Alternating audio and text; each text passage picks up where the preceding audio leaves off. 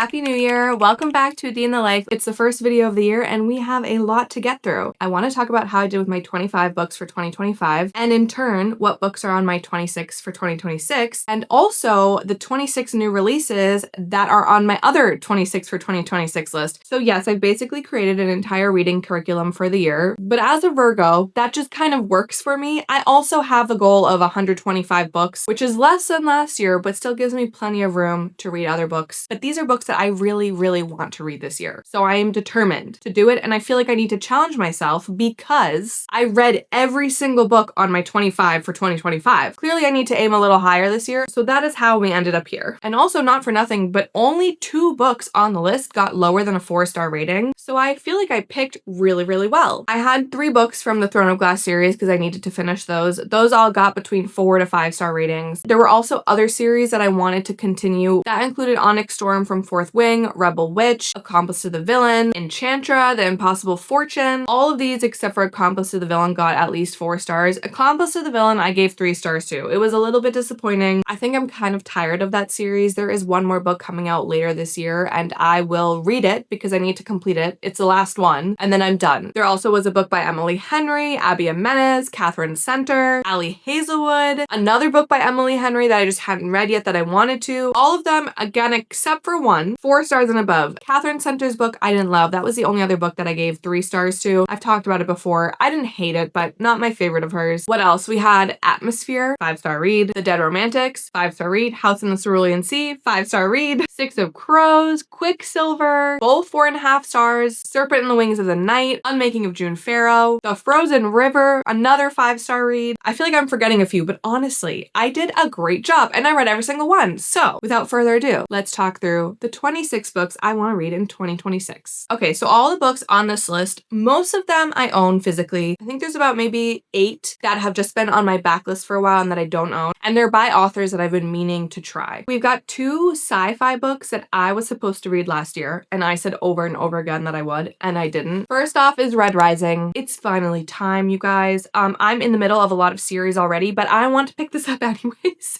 So we're going to do it. I don't even care. This is dystopian sci-fi. I truly know nothing about it. I've been told that I will really like it, so I have high hopes. And then there's 11/22/63. I am terrified of this, but I really want to read a Stephen King book. Also, there's a TV series about this book that looks like it's going to be added to Netflix, so I feel like it's meant to be for me to read this. I also don't know much about it other than that there's sci-fi, time travel, historical fiction, romance, thriller, suspense, literally everything I like. I've heard the audiobook is really good, also for Red Rising, so I'll probably mix an audio for both of these, but these are big ones. These are important. Okay, and then 2 fantasy series that I need to continue. This one's just embarrassing because I should have already read it, and that is Crooked Kingdom, which is the second book in the Six of Crows duology. What is the duology actually called? I think it's called something else. No, it is the Six of Crows duology. I loved book 1. I don't want to leave the characters behind, so I think that's why I've put it off. However, I have really high hopes for this. It's a YA fantasy, but there is like a little bit of romance. All of the characters are so fun. The first book featured a heist. I'm not entirely sure what this one is focused on, but I am excited to read it. Also, the audiobook for the first book was great, so I will probably yet again mix in the audio for this one too. And then there's Brimstone. This is the book that follows Quicksilver. This is not a duology. I believe there's going to be a 3rd book coming out this year too. This one has been getting very mixed reviews. So did Quicksilver though, and I loved Quicksilver, so I'm trying not to let it sway me either way. This is yet again though such a chonker. The only thing I want from this is another romance, because I hate when fantasy series focus on the same couple for so many books. So that's my hope for this. We will see how this goes. Then we've got a couple fantasy series that I want to start.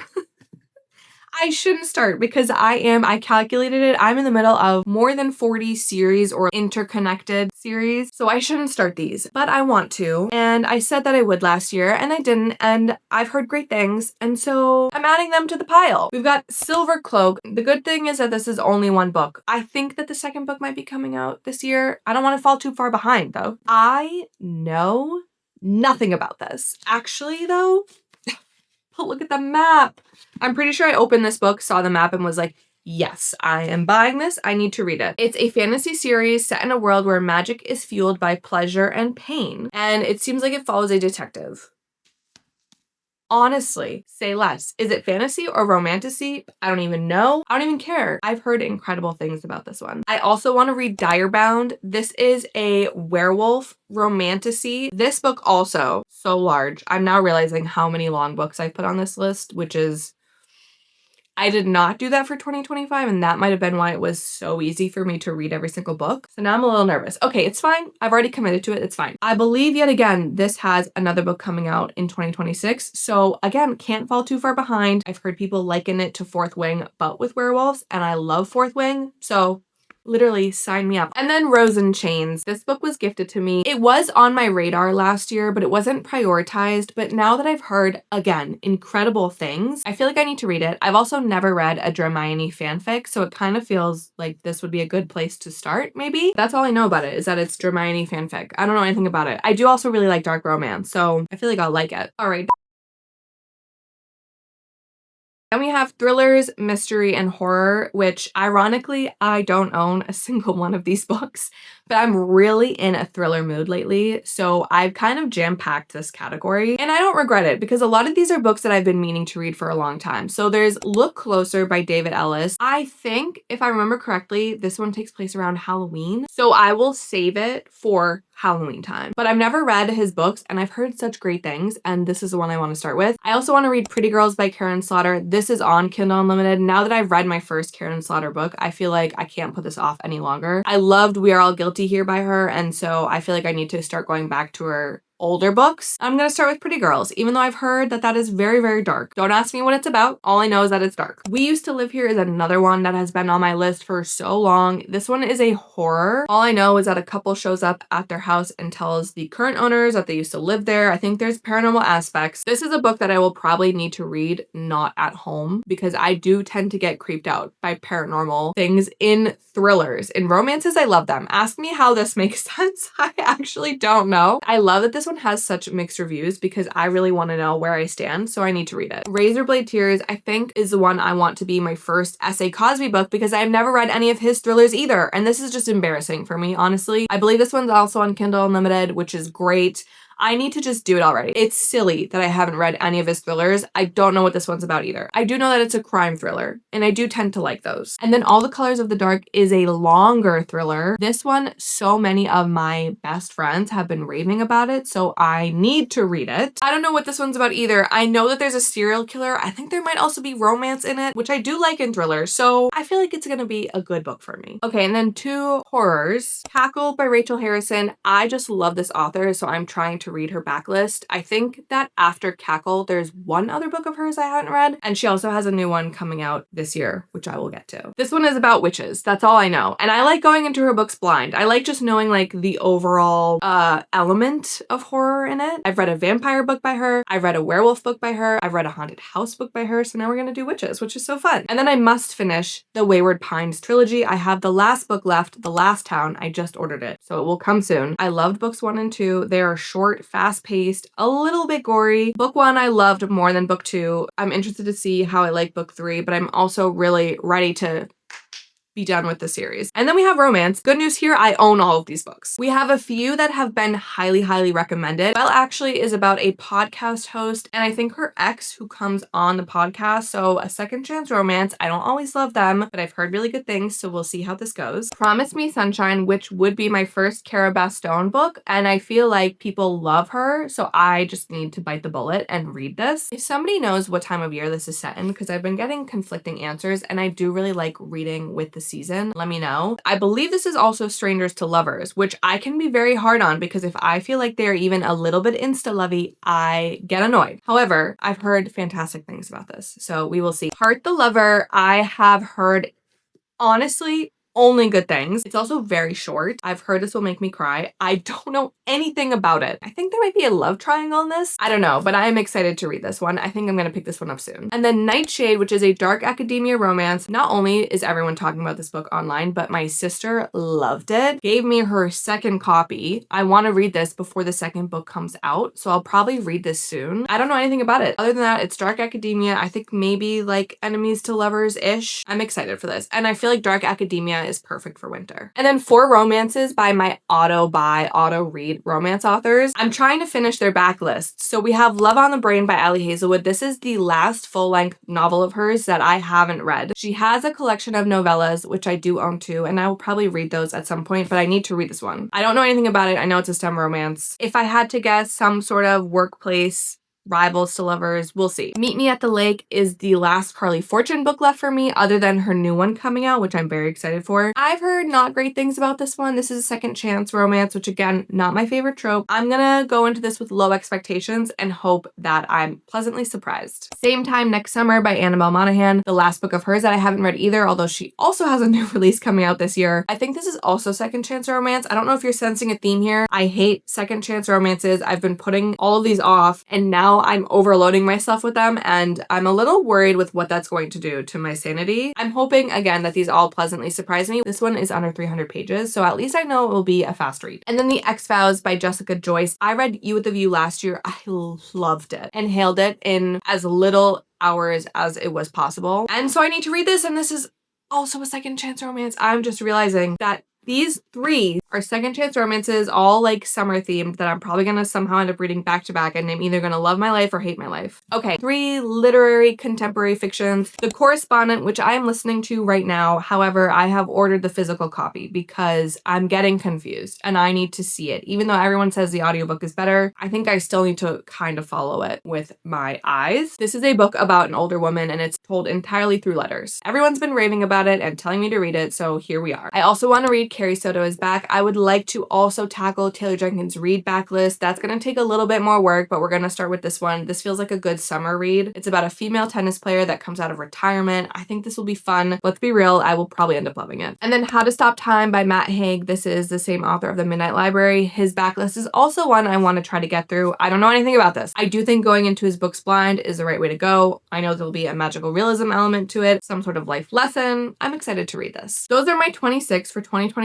books that already exist. Now let's go through the 26 plus new releases that I want to read. We're going to take out the handy dandy iPad for the new releases because there's a lot of them and I'm excited about all of them and I don't want to miss any of them. I will have all these posted on my Instagram by date so that it's more helpful, but I'm going to go through these in categories on here because I think it'll be more fun. So we have how many? 1, 2, 3, 4, 5, 6, 13 of my auto-buy authors releasing books this year. Some authors missing from this list, which I am very sad about, include Emily Henry, Taylor Jenkins Reid, and Kristen Hanna. And Ali Hazelwood has not announced anything, so I'm just gonna hold out hope. And same thing with Richard Osman, even though it does sound like there is a second We Solve Murders book coming out at some point, and another Thursday Murder Club book. But that I don't think will be this year. We Solve Murders, I think there's potential. Anyways, so first we have Catherine Center. She's releasing The Shippers, which is set at a destination wedding on a cruise ship. I love a forced proximity romance, so I'm super excited for this one. I don't know what the main trope is, so we will find that out. I do also have an e-arc for this, which is like an ebook, but an advanced copy. So I will be reading it before it comes out. So I will let you guys know what I think about it. The Midnight Train by Matt Haig is set in the same world as The Midnight Library, which I loved. That one comes out pretty soon. I think it comes out in March. Not a romance, although I'm guessing there probably will be a romance element to it. Again, magical realism, some sort of life lesson. Very much gonna go into this one blind. Kiss, Slay, Replay is a new Rachel Harrison book. This one is set at a wedding where the wedding replays over and over again, kind of like a Groundhog's Day situation. I'm like already obsessed with this concept. I can't wait for this one. Dolly All the Time is by Annabelle Monaghan. It is her first fake dating romance. I also have an advanced copy of this in ebook format. I think I'm gonna read this month. I can't wait for it. I eat up all of her romances. I'm so excited for this one. Self-Indulgence is the third book in the Big Fan world by Alexander Romanoff. They're all 831 Stories novellas. This one, I believe, follows another band member from the band that is featured in the first book. I don't know if it's a celebrity normal person romance. We will find out. This one comes out later in the year, but I can't wait. I'm hoping I somehow get an arc of this. I love this author's writing. She does such a great job with romance novellas. Abby Jimenez is releasing The Night We Met, which is the follow-up in the interconnected series with Say You'll Remember Me. I don't remember at all who it's about. I think I remember reading the bonus in the first book, which was a chapter from this book, and I think maybe there's a love triangle? I might have made that up. And then there's Our Perfect Storm, which is Carly Fortune's new book. I believe this is friends to lovers in a second chance-ish situation. So I think it's about a woman who is about to get married, doesn't end up getting married, but then goes on her honeymoon with her best friend who has always had feelings for her. We'll see how this one goes, but I'm really, really excited for it. The cover of this is amazing also. Lost and Found is the third book in the Spoons Interconnected series by Tara DeWitt. This one follows another one of the brothers. I honestly don't remember which one he is, which is kind of annoying. I feel like I might need to reread a little bit. I loved Savor It, loved Left of Forever. I feel like they're just going to be better and better, so I can't wait for this one. I think this one has a pregnancy trope, which I don't always love, so we will see. We also have Caller Unknown, which is by Gillian McAllister, one of my favorite thriller authors. I believe that this one is about a parent's child getting kidnapped, I think. I like to go into thrillers blind. I also have an e-arc of this one. I'm going to be reading it soon as well. Very excited. I think this one's going to be very good. The Pirate Queen is by Ariel Lawton. She wrote The Frozen River. This one is coming out in 2026 at some point. They still haven't announced a date. I think it's going to be in the fall. This one is about an infamous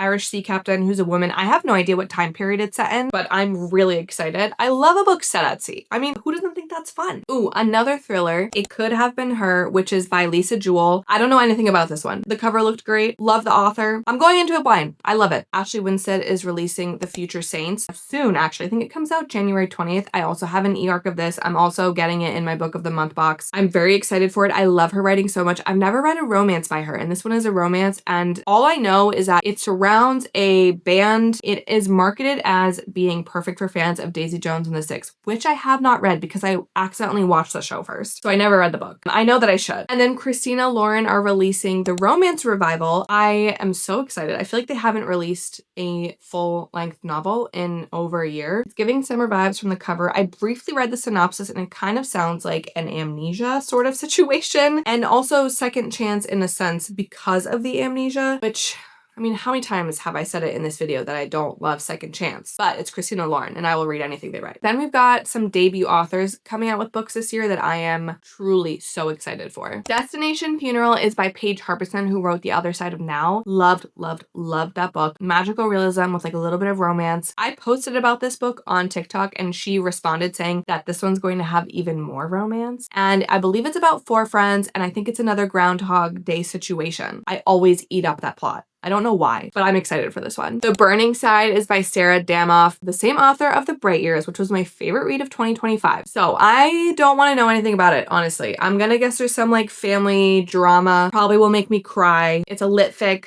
/ historical fiction. I'm like, how do I get my hands on an arc of this book? I need it. Trope Sick is by Lauren Oakey, the author of The Best Worst Thing, which is a romance that I really loved this year. That one though had a golden retriever book boyfriend, which as most of you know, not my favorite. This one is supposed to be Grumpy Sunshine, which is my favorite. So I feel like that plus her writing, which I loved, will make me obsessed with this romance. I'm going into this one with probably too high expectations. And then Not That Kind of Proposal is by Victoria Levine. She wrote Any Trope But You, probably one of the best spice in all of the romances that I read last year. This one is between a wedding planner and a divorce lawyer. So I don't know that it's necessarily like rivals to lovers, but I think it will be like hopeless romantic versus anti-love. Maybe also Grumpy Sunshine?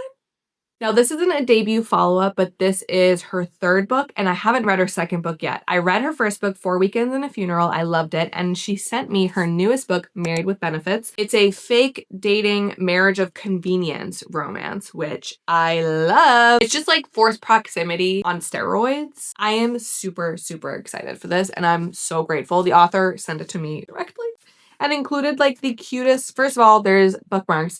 But actually, she wrote, remember that you are someone worth fighting for.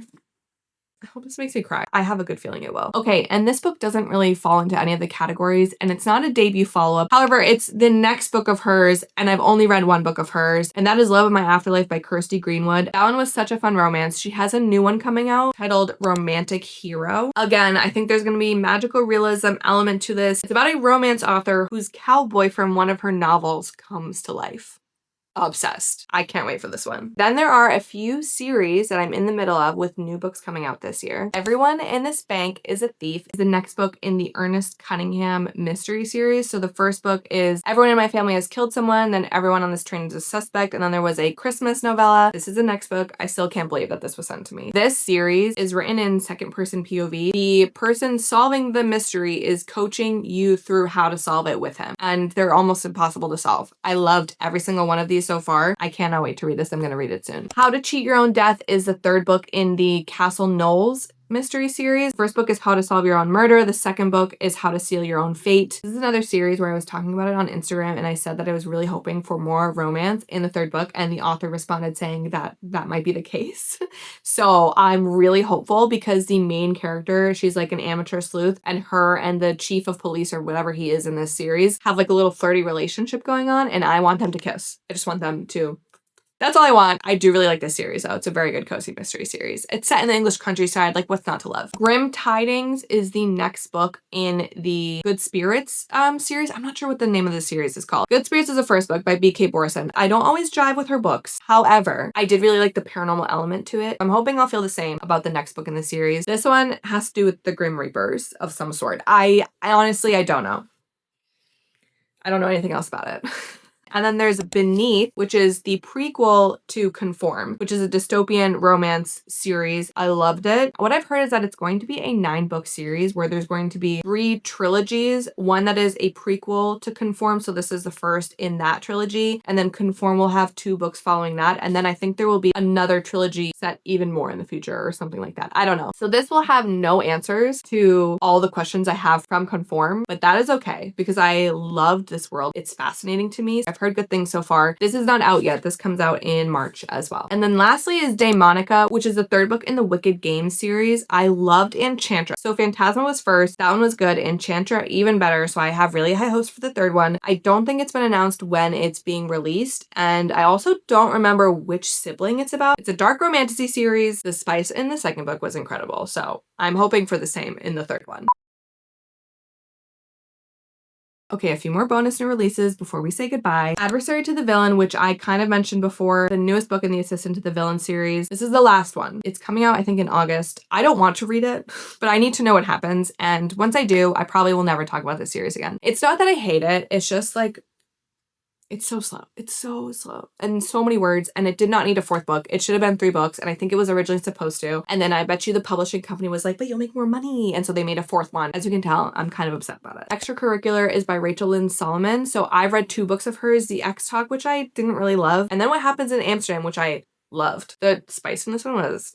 So I would like to test this one out. I don't know much about it other than that it's set at a college and it's a pop star enrolling in said college. I'm gonna wait and see what people think about it, and if the reviews are really great, I'll probably try to pick it up. And then Ellen O'Clover, the author of The Heartbreak Hotel, which was her debut novel, has a new book coming out titled If Not You, and this one is a rivals to lovers between 2 copywriters. This is another one where if I see good reviews, I will probably pick it up because I did really like The Heartbreak Hotel and I really loved her style of writing. The Secrets We Hide is the book that follows We Are All Guilty Here by Karen Slaughter. This is another one where if I have time, I will read it. I don't think it's one I will necessarily prioritize because it's more of like an interconnected situation. Crime thrillers, I feel like those series get really, really, really long and you can technically read them in any order-ish. So we'll see. I might pick it up. The Someday Garden is a new book by Ashley Poston. Again, if I have time, I will get to it. However, I do need to read Sounds Like Love by her, which she released in 2025. And I kind of would like to read that one first before I get to this one. I don't know anything about it. Other than that, it's probably magical realism, romance, some sort of magical garden. I don't know. Hot Girl Murder Club is also by Ashley Winstead. So she has 2 books coming out this year. This one is a thriller. Don't know anything about it. I will probably pick it up because I love her thriller writing. It's just so intense